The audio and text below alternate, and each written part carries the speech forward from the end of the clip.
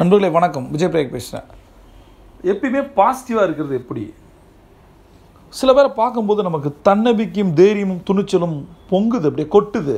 ஆனால் அந்த audio ஸ்பீச்சையோ motivational வீடியோஸோ கேட்டு பார்த்து வந்த பின்னாடி நம்ம நார்மல் ஆகிடுறோம். எந்த ஒரு செமினாரும் ஒர்க் ஷாப்பும் கான்ஃபரன்ஸும் கொடுத்த நம்பிக்கை ஒரு 2 நாள் 48 ஹவர்ஸ்க்கு அப்புறம் காண போயிடுது. இது காரணம் என்ன? எப்பயுமே பாசிட்டிவாக இருக்கிறதுக்கு என்ன பண்ணுறது?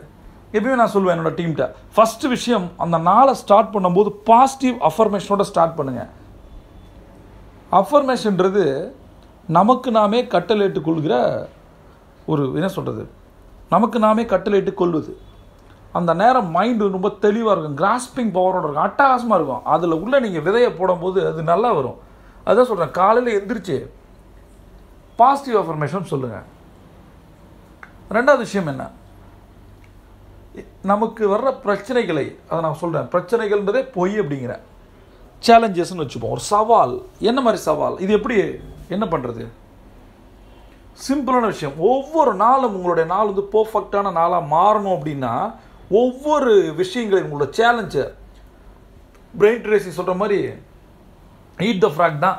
நமக்கு எது பிடிக்காது, உங்களை எது அச்சுறுத்துது, எது பயமுடுத்துது, உங்களோட சப்ஜெக்டில் மேக்ஸ் வராதுன்னா இப்போ எதை ஃபோக்கஸ் பண்ணணும், எது வராதோ அதை ஃபோக்கஸ் பண்ணணும். எது பிடிச்சதோ, தமிழ் பிடிக்குது, இங்கிலீஷ் பிடிக்குன்னு அதே படிச்சுட்டு இருந்தோன்னா மார்க் வராது. அப்போ எது பிடிக்கல, எது டஃப்பாக இருக்குது உங்களுக்கு அதை எடுங்கன்றேன். உங்களுக்கு மேடை பேச்சு வரணும்னா அதை ப்ராக்டிஸ் பண்ணுங்கள்.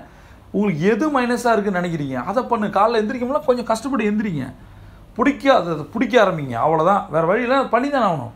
அதுக்கு தான் நான் சொல்கிறேன். சரி, இப்போ ஒரு இம்பார்ட்டண்டான விஷயம் என்ன அப்படின்னா, செகண்டான விஷயம், ஃபோக்கஸாக இருங்க. எதில்? பாசிட்டிவான விஷயங்களில் மட்டும் ஃபோக்கஸாக இருங்க. சின்ன சின்ன விஷயங்கள் எது பிடிக்குதோ அதை பெருசாகுங்கன்றேன் நான் உங்களோட பாசிட்டிவ்னஸை வெளியில் கொண்டு வந்தாலே உலகம் உங்களை கொண்டாட ஆரம்பிக்கும். சில பேர் பார்த்தீங்கன்னா நெகட்டிவ் தாட்ஸ் நிறையவே இருக்கும். அவங்கள பற்றியே காம்ப்ளெக்ஸில் இருப்பாங்க, அடுத்தவங்களை பற்றி நிறைய குறை சொல்லுவாங்க. பிஎன்சின்னு சொல்லுவேன், don't play PNC game, blame game, complaint game. இதை பண்ணாதீங்கன்ற, இது ஒரு நோய், மனநோய். இது அடுத்தவங்களை குறை சொல்லிகிட்டே இருக்கிறதுன்னு மிகப்பெரிய மனநோய். ஒருத்தங்களை பற்றி ஒருத்தங்க குறை சொல்கிறாங்கன்னா அவங்கள்ட்ட நம்ம விலகி நிற்கணும், எச்சரிக்கையாக இருக்கணும். ஏன்னா கண்டிப்பாக நம்மளை பற்றி அவங்க சொல்லுவாங்க. அப்போ என்ன மாதிரி விஷயங்களை ஃபோக்கஸ் பண்ணுறது, அதை முதல்ல நம்ம கற்றுக்கணும். எல்லாத்துலேயும் பாசிட்டிவாக இருக்க முடியுமா? இப்போ ட்ரைவ் பண்ணுறோம், டிராஃபிக்காக இருக்குது, இப்போ என்ன பண்ணலாம்? இரிட்டேட்டாக இருக்கா இல்லையா? ஆஃபீஸ் வேறு போகணும், ஒன்று நம்ம சீக்கிரம் கிளம்பணும். அப்படி கிளம்பி சீக்கிரம் வந்துட்டு இருக்கும்போது கூட டிராஃபிக் ஆகிடுச்சு அப்படின்னா கேர்ஸ் பண்ணுறதுல எந்த ஒரு யூஸும் கிடையாது. எல்லாம் யாரையும் திட்டவும் முடியாது, சாபம் கொடுக்கறதால ஒரு யூஸும் கிடையாது. அப்போ என்ன பண்ணலாம்? நான் எப்பயுமே நினைப்பேன், இந்த நேரம் வந்து நம்ம மியூசிக் கேட்குற நேரம்னு தோணும். ஏன்னா ஒன்றும் நீங்கள் மாற்ற முடியாது, முன்னாடி காசு நிற்க போது நம்ம இதை என்ஜாய் பண்ணுவோம் இல்லை, அழகான ஒரு கிளைமேட்டாக நம்ம நினச்சிக்கிட்டு நமக்கு பிடிச்ச பாட்டை வேணால் கேட்கலாம். ஏன்னா இது நம்ம அடித்து தள்ளிட்டு ஓட முடியாது, ஆஃபீஸ்க்கு டக்குன்னு போய் சேர முடியாது. அப்போ ஒன்று சீக்கிரம் கிளம்பணும், அப்படி ஸ்ட்ரக் ஆகிட்டோம் டிராஃபிக் இல்லைன்னா அதை என்ஜாய் பண்ணணும். அப்போ ஓட்டும் போது நம்ம ப்ரெஷர் ஆகிடுவாங்க சில பேர். சில டிரைவர்ஸ் நான் எப்பயுமே சொல்லுவேன், என்னோடய பாஸ் சொல்லுவார், டென்ஷனாக இருந்தீங்கன்னா ஸ்டேரிங் பிடிக்கக்கூடாது, ஸ்டேரிங் பிடிச்சா டென்ஷன் ஆகக்கூடாது. குறுக்கால போக தான் செய்வான், 2 வீலர்காரன் அப்படி போக தான் செய்வான், அதுக்கு டென்ஷன் ஆனினா உனக்கு பிபி வந்துடும் அப்படின்னு. நீங்களும் பதட்டமாகி உங்களோட சக பயணிகளையும் பதட்டப்படுத்த போகிறீங்களா? இதே தான் கடன்ற ஒரு விஷயம் வரும்போது நீங்களும் பயந்து போய் பதட்டமாகி உங்களை சார்ந்த குடும்பத்தினரையும் பதட்டப்படுத்துறீங்க. கடன் அடைக்க வேண்டிய விஷயம் அடைக்கும், சாதாரண விஷயம் அது. எவ்வளோ கடன் இருந்தாலும் சரி. போன வீடியோவில் நான் சொல்லியிருந்தேன், நான் உங்களுக்கு 100 கோடி இருக்குமா, 200 கோடி இருக்குமா, கடவுள் அவ்வளோ கொடுத்துருக்காரா என்ன? அப்படிலாம் ஒன்றும் கிடையாது, உங்களுடைய கெப்பாசிட்டிக்கு தான் கொடுத்துருக்காரு. அதை அவங்களால அடைக்க முடியும், அது மைண்ட் டூல். ஓகே, இப்போ பாசிட்டிவான விஷயத்த இன்னும் பாசிட்டிவாகிறது எப்படி, அதை நம்ம கற்றுக்கணும்.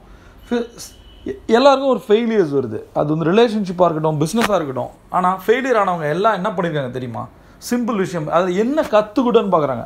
என்னோடய குரு 0 இருக்கும்போது ₹1 காசு இல்லாமல் ஃபுட் சென்டரில் போய் நின்றுருக்காங்க சாப்பாட்டுக்காக.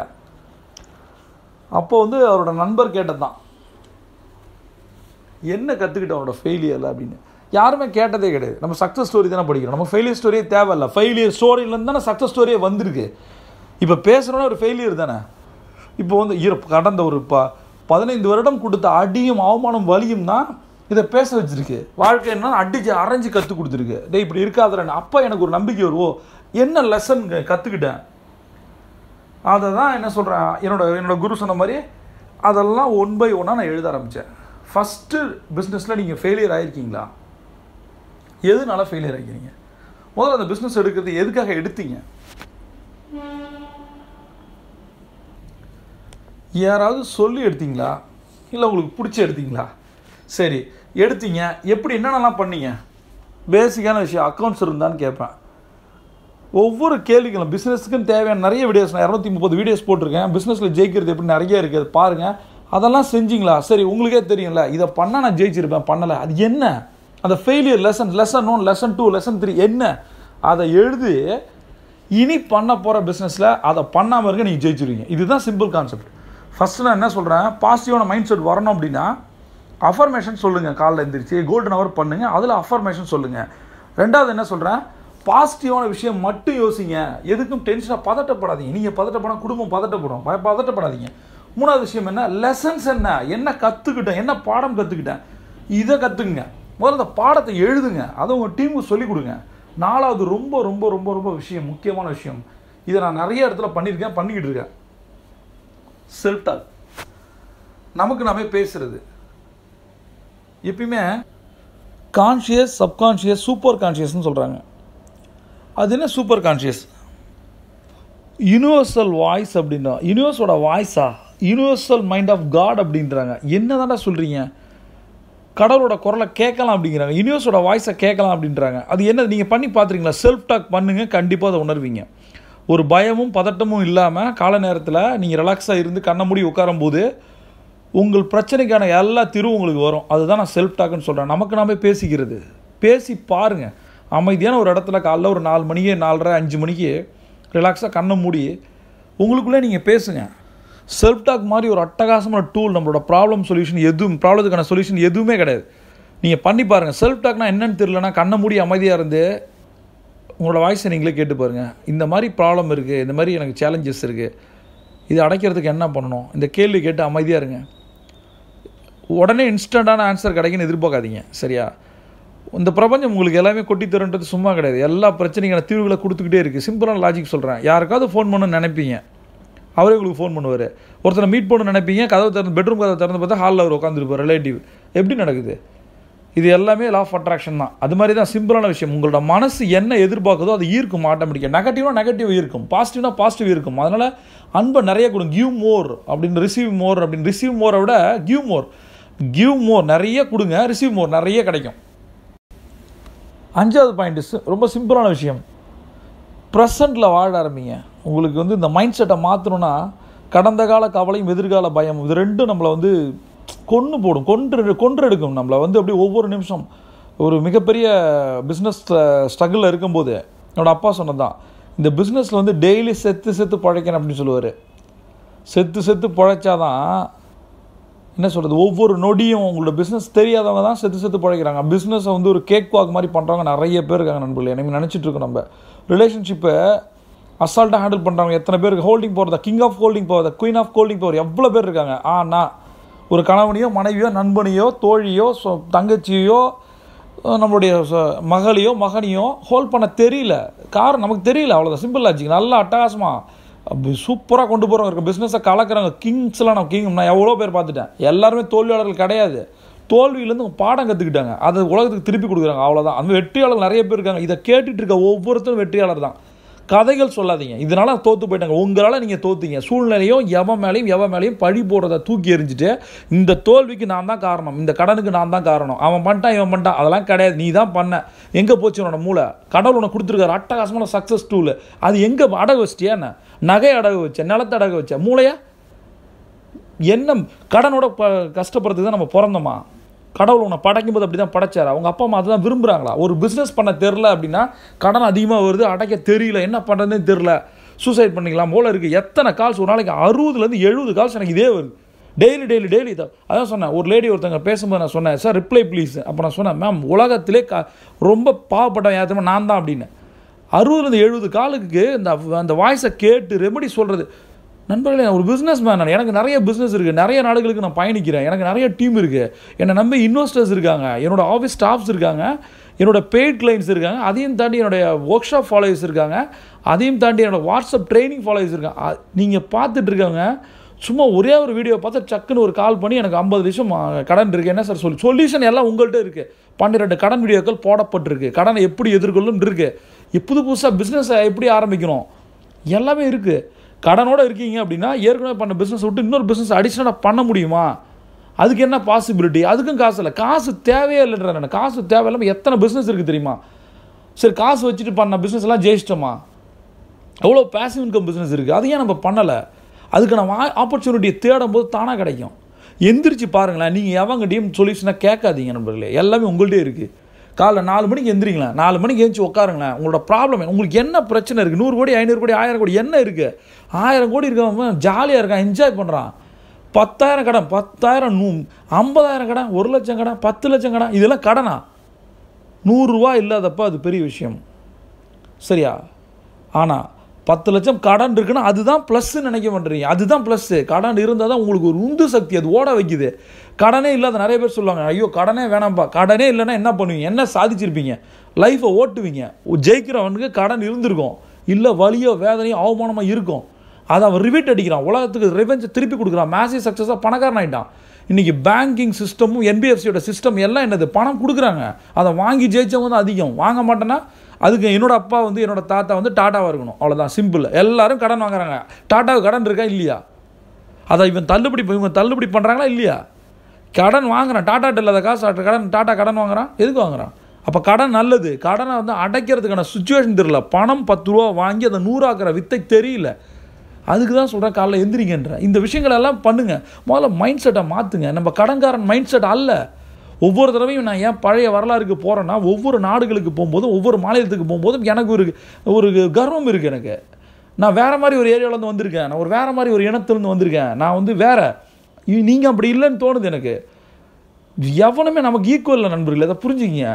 எங்கே வேணால் எவனை வேணால் கோல வச்ச முடியும். நம்ம ஜெயிச்சு வந்திருக்கோம்.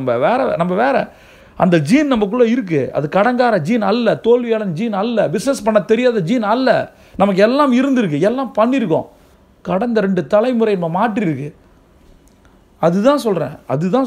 அது ஏன் மாற்றப்பட்டது? ஏன் நம்ம அடிமையானோம்? நம்ம ஏன் வேலைன்ற ஒரு விஷயத்துக்குள்ளே மாட்டி அது சிக்குனர் ஆக்கி கணவனை மனைவி விட்டு எல்லாத்தையும் ஃபாரின் போய் அங்கே கஷ்டப்பட்டு காசு அனுப்பிச்சு வீடு கட்டி எவ்வளோ கண்ணீர் கதைகள். 2வது இங்கே இருந்துட்டு காலைல போயிட்டு நைட்டு வர்றது. மெட்ராஸ்க்கு வேலைக்கு வர்றவங்க 3 மணி நேரம் 4 மணி நேரம் ட்ராவல் பண்ணி காலைல வந்துட்டு போகிறவங்க இருக்காங்களா இல்லையா? விழுப்புரத்துலேருந்து ஒர்க் பண்ணிட்டு போகிறவங்க இருக்காங்க. அரக்கோணம் மாதிரி எங்கள் வேலூர்லேருந்து வந்துட்டு ஒர்க் பண்ணிட்டு போகிறவங்க இருக்காங்க. ட்ராவல் டைம் என்னாச்சு? ஏன் வராங்க? ஒய்ஃபுக்கு குடும்பத்தை கூட்டிகிட்டு வர முடியல. ஏன்னா இங்கே இருக்க லிவிங் காஸ்ட்டு அவங்க வாங்குகிற சம்பளத்தை சாப்பிட்ருது. அதுக்காக எவ்வளோ நேரம் பாடி ஹீட்டு டயர்டு, அவங்க என்ன ப்ரொடக்டிவிட்டி வரும்? எதுக்காக அதை அவங்க பண்ணுறாங்க? நான் திருப்பி சொல்கிறேன் நண்பர்களே, நீங்கள் வாங்குகிற சம்பளம் தான் நீங்கள். அப்படின்னா நீங்கள் இன்றைக்கி மாதம் ஒரு 10,000 50,000 1 லட்சம் வாங்குறீங்கன்னா அதுதான் நீங்கள். அப்போ அதுக்கு தான் வந்திருக்கீங்களான்னு கேள்வி கேட்டு பாருங்கள். 30,000 50,000 சம்பாதிக்க தான் வந்திருக்குமா? பிஸ்னஸ் பண்ணுறீங்க. நிறைய பேர் பிஸ்னஸ் பண்ணுறாங்க, ப்ராஃபிட்டே சம்பாதிக்காத பிஸ்னஸ் பண்ணவங்க இருக்காங்க. ஓட்டுறாங்க, வேறு வழி தெரியல, என்ன பண்ணுறதுன்னு தெரில. அதுக்கு ஏதோ எல்லாமே உங்களுக்குள்ளே தான் இருக்குது. உங்களுக்கு யாரும் தேவையில்லை. முதல்ல உங்களுக்கு நீங்கள் தான் தேவை. உங்களை எவன் வேணால் ரிஜெக்ட் பண்ணலாம். நீங்கள் ரிஜெக்ட் ஆகாதீங்க, டிப்ரெஸ் ஆகாதீங்க, டிசப்பாயிண்ட் ஆகாதீங்க. எல்லாரும் தோல்வியாளன் தான் வெற்றியை உலகத்துக்கு பரிசளிச்சிருக்கான். அவனை மாற்றிக்கிறான். நீங்கள் மாற்றுறதுக்காக என்ன ஸ்டெப் எடுத்துருக்கீங்க? நிறைய கடன்காரங்க வர்றவங்க தான் காலைல கோல்டன் அவர் பண்ணுறதில்ல. ஆனால் அவங்க எல்லோரும் எங்கிட்ட கேட்குற கேள்வி, கடன் எப்படி அடைக்கிறது? கடன் அடைக்கினா முதல்ல எந்திரிச்சு தோலை அப்படின்னா. காலையில் 4 மணிக்கு எந்திரிச்சு உலகத்தை பாரு. இல்லை சார், எனக்கு கடன் வாங்கிட்டு ஒரே ஸ்ட்ரெஸ்ஸாக இருக்குது, லேட் நைட் தூங்குறது. உன்னுடைய ஸ்ட்ரெஸ்ஸை வாட்ஸ்அப்லேயும் ஃபேஸ்புக்லேயும் தேடிட்டு இருக்கீங்களா? சீக்கிரம் போய் தூங்க வேண்டியதானே? காலைல எந்திரிச்சு தான் பாரு, இந்த உலகத்தை பாரு, ஒரு ரவுண்டு அடிச்சு பாரு, 5 மணிக்கு எழுந்துச்சு பீச்சுக்கு போய் பாரு, எத்தனை கார் அங்கே நிற்கிது. அதுவான மோட்டிவேஷன். என்ன வீடியோலையும் ஆடியோலையும் என்ன மோட்டிவேஷனு? எவனோ ஒரு பணக்காரன் வாக்கிங் வந்திருக்கான், காலையில் வரிசையாக கார் நிற்கிது, அதை பாரு. நீங்கள் கார் வாங்குவ, காலைல 5 மணிக்கு எந்திரிச்சு போய் தான் பாரு, பீச்சில் போய் பாரு, பார்க்கில் போய் பாருங்களேன், எத்தனை கார் நிற்கிது. ஏன் நம்ம வாங்க முடியல? கடன்காரனாக இருக்கோம். நாம் ஏன் ஓடி ஒளிகிறோம்? நம்ம நைட்டு ஏன் லேட்டாக தூங்குகிறோம்? ஏன் காலைல லேட்டாக எந்திரிக்கிறோம்? இதுதான் பேசிக்கான விஷயம். காலைல எந்திரிச்சு ஒரு பாசிட்டிவ் அந்த வைப்ரேஷனே வேறு நண்பர்களே. எல்லாம் திருப்பி எதுக்கு நான் இதை சொல்கிறேன்னா, கால்ஸ் அதிகமாகிட்டே இருக்கு. எனக்கு 100 காலம் நான் தொட்டுருவோம் போல இருக்கு ஒரு நாளைக்கு. இது எனக்கே ஒரு பயத்தை கலப்புது. இதை பண்ணி பார்த்தீங்கனாலே எல்லாமே தீரும். அது சும்மா ஒரு மெசேஜ் அனுப்புறது. எவ்வளோ மெசேஜ் ரிப்ளை? 50 lakhs கடன், 10 lakhs கடன், டெக்ஸ்டைல் இண்டஸ்ட்ரி 1 crore கடன், I want to talk to you, உங்கள்கிட்ட பேச முடியுமா? முதல்ல உங்களுக்குள்ளே நீங்கள் பேசுங்க. எனக்கு தெரியலன்னா என்கிட்ட வராதுன்னு சொல்லாதீங்க. அதுக்கு நிறைய ஆப்ஷன்ஸ் இருக்குது. ஒரு கோச்சை அப்ரோச் பண்ணுறதுக்கு நிறைய மெத்தடாலஜிஸ் இருக்குது. ஒரு 21 days செஞ்சு கோல்டன் அவர் பண்ணிட்டீங்க. எனக்கு தெரிஞ்சு நாளில் உங்களுக்கு வேறு யாருமே தேவைப்பட மாட்டாங்க. உங்களுக்குள்ளே நீங்கள் பேச ஆரம்பிங்க. உங்களுடைய கடனோ கஷ்டமோ உங்களோட ரிலேஷன்ஷிப் ஃபெயிலியர்ஸோ உங்களை விட்டு யாராவது போயிட்டாங்களோ அந்த உறவுகளோட வலி அதிகமாக இருந்தால் நீங்கள் பேசுகிறத உங்களாலே கேட்க முடியாது. முதல்ல நீங்கள் பேசுகிறத நீங்கள் கேளுங்க. அதுதான் செல்ஃப் டாக்னு சொல்கிறேன். ஃபஸ்ட்டு இந்த இந்த க்ஷணத்தில் வாழ ஆரம்பிங்க. காலையில் பாசிட்டிவ் அஃபர்மேஷன் சொல்ல ஆரம்பிங்க. எப்பயுமே கடந்த காலத்தையும் எதிர்காலத்தை நினச்சி பயப்படாதீங்க. ஃபெயிலியர்ஸை நடுங்காதீங்க. ஏன்னா ஃபெயிலியர்ஸ் கற்றுக் கொடுத்த பாடத்தை எழுதுங்க, அதை இம்ப்ளிமெண்ட் பண்ணுங்கள். கடைசியாக ஒன்று சொல்கிற நண்பர்களே, இதெல்லாம் தாண்டி நீங்கள் ஜெயிக்கணும் அப்படின்னா நமக்கு ரொம்ப பாசிட்டிவான மனிதர்கள் கூட இருங்க. அப்படி இல்லையா நீங்கள் பாசிட்டிவான மனிதனாக மாறுங்க.